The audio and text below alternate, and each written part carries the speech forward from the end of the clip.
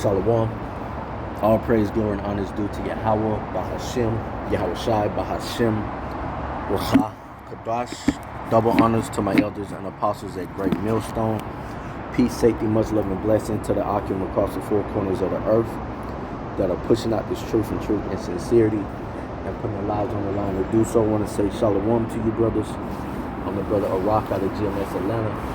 Back in the spirit with another lesson, Lord willing, to be edifying and also exhorting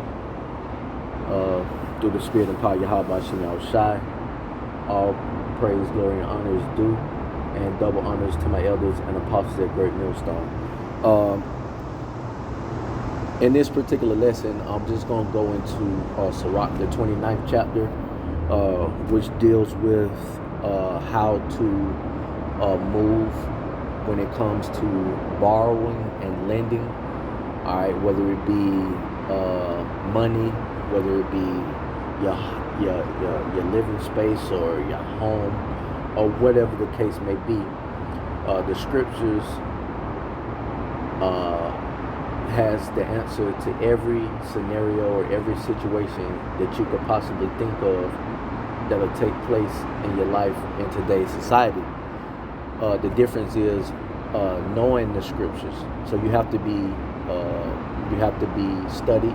Okay, you have to be familiar with these certain scriptures in order to know what to do in particular situations and how to apply the wisdom of these scriptures. Okay, now knowing it is one thing, but if you don't have the wisdom to apply these certain scriptures and these certain books, then you're just an empty wagon, okay, that has a whole bunch of knowledge but don't know how to apply it. So, Lord willing, through this lesson, it'll be edifying and also exhorting on how to move, when dealing with bros, and not only brothers, but just dealings in the world, because these things apply to us in the truth and in our personal walks day to day on how to deal with certain situations and different people. All right. So this is Sirach 29 and 1. It says, "He that is merciful will lend unto his neighbor, and he that strengtheneth his hand keepeth the commandments." Verse 2, "Lend to thy neighbor in time of his need, and pay thou thy neighbor again in due season." Verse 3, "Keep thy word and deal faithfully with him, and thou shalt always find the thing that is necessary for thee." All right, and that's important in particular because once you've borrowed from a person and you've given back what you promised to give them, all right, that builds a certain level of trust. All right, and that person have faith in your word that you say what you're going to do is going to come to fruition. All right, but a guy that's always flip-flopping, say he's going to do one thing but does another, says he's going to do this but doesn't follow through with it, you're apprehensive about lending to that person in the future, because they're not a man of their word.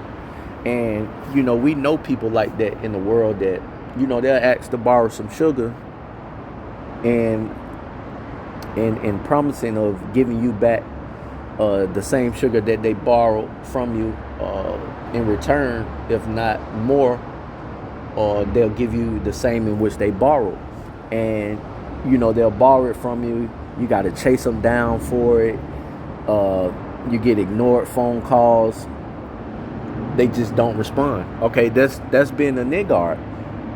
And if you're dealing with a brother in that spirit, then you're going off, because the scriptures clearly tells you here in Sirach, the 3rd chapter, it says, "Keep thy word and deal faithfully with him, and thou shalt always find things that is necessary for thee." Because people will be more willing to help or to lend a favor to a person that's trustworthy and that keeps their word, as opposed to a person that you go out on a limb and give them something that you may not even could afford to give, but as a brother, as a friend, as a neighbor, you've done it in hopes that they'll pay you back in the manner in which you were willing to give, they're willing to give what you gave them back in return.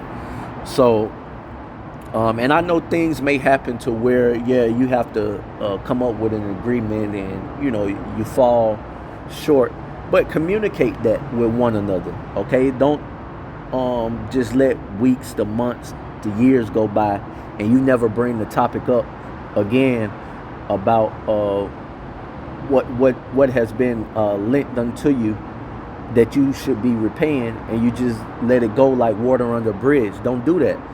Speaking for myself personally, I've gotten busy, in my day to day, and have put things off in terms of communicating where I stand with, repaying a brother. But I made it my duty to come to that brother, sincerely, and let him know what's going on. All right, and that's the way it should be done. All right, don't just, you see a brother every day, 2-3 times a week, and you ain't said nothing about, the agreement that you guys had. That's going off. That's what niggas in the world do. Okay, you let a nigga borrow $5, and you damn near gotta take out a warrant on them to get it back. You don't want to do that to bros. You don't want to do that to anybody, that know you, because also a good name is like a precious ornament. You ruin your reputation, you ruin your name for not being a man of your word. Nobody wants to help you.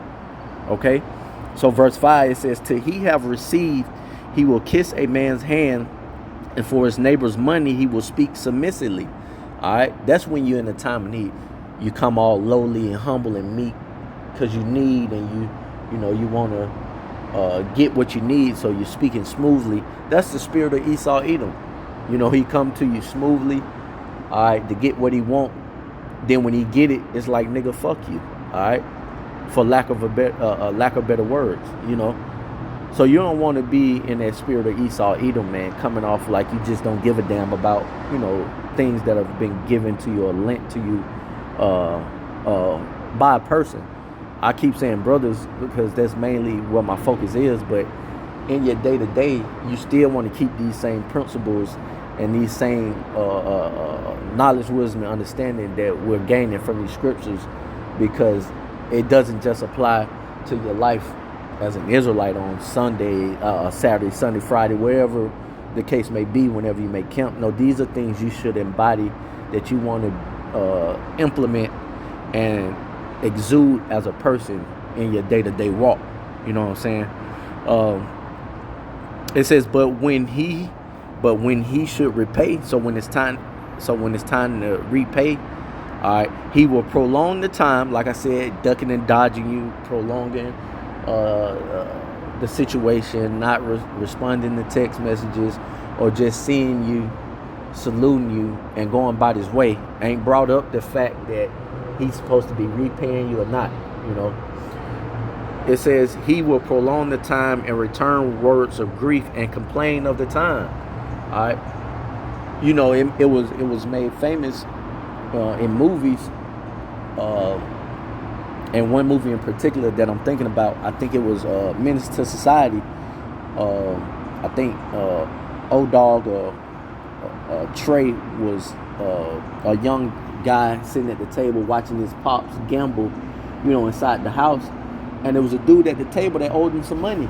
And he told him, hey man, when you gonna pay me my money? And the dude's response was, nigga, I'll pay you when I get it. Like the man owed him money. All right. And that caused, I think it was O-Dog's father to become enraged and murder the dude over a simple miscommunication, or a simple Jake being proud and don't want to repay the money back, or have some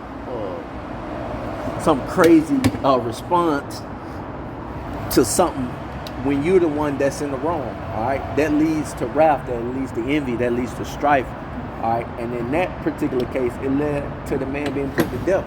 Now, I'm not saying brothers gonna kill you or cause harm to you over things that aren't repaid to them in a manner or in a time frame in which they felt that it should be, but just keeping in mind that could rub someone the wrong way. All right, but somebody in the world, they will kill you over some stuff they done gave you that you haven't repaid them. All right, so that's why this is a good practice to practice, no matter whether you're dealing, with a brother in the truth or, people in the world. Verse 7 says, many therefore have refused to lend for other men's ill dealing, fearing to be defrauded. Okay, then you'll have a situation where you've not repaid this brother. Now he's walking on eggshells when other men may need or ask him for something that he's able to provide. In a sense of he don't think he's going to get it back. He think he's being defrauded. All right, and that's where having a good name, being as good as precious ornaments, comes into play. Because especially if you're doing it under the umbrella of Great Millstone, that puts a stain on not only your name, but it puts a stain on the ministry, Verse 8, it says, yet have thou patience with a man in poor estate, and delay not to shew him mercy. Help the poor for the commandment's sake, and turn him not away because of his poverty. Loose thy money for thy brother and thy friend, and let it not rust under a stone and be lost.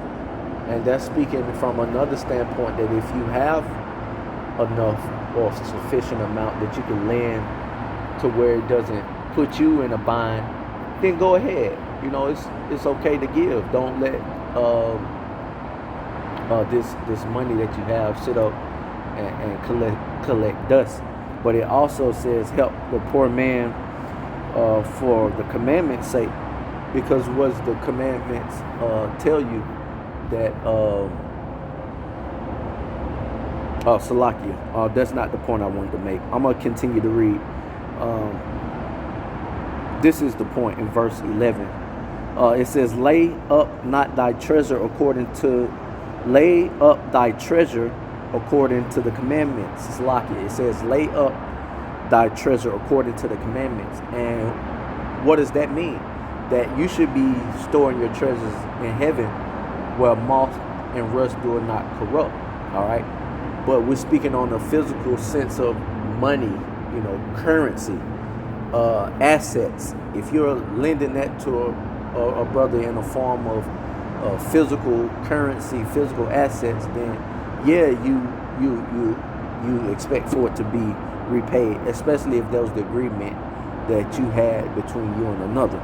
Okay, but this says, lay up your treasure according to the commandments of the Most High, and it shall bring thee profit, and it shall bring thee more profit than gold. So the knowledge, wisdom, and understanding, which is the true riches, you should be having that and applying this, but also storing up your treasures in heaven, where moth and rust do not corrupt, as the scriptures tell us to do. It says, shut up thy arms in thy storehouse, and it shall deliver thee from all affliction. Yeah, because money is a defense, as the scriptures tell us. It shall fight for thee against thine enemies, so like it better than a mighty shield and strong spear.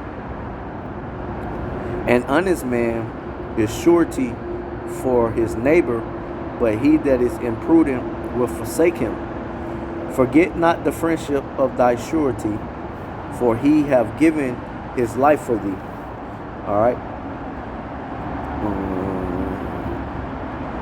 Let me skip down. But no, that's pretty much it. Continue.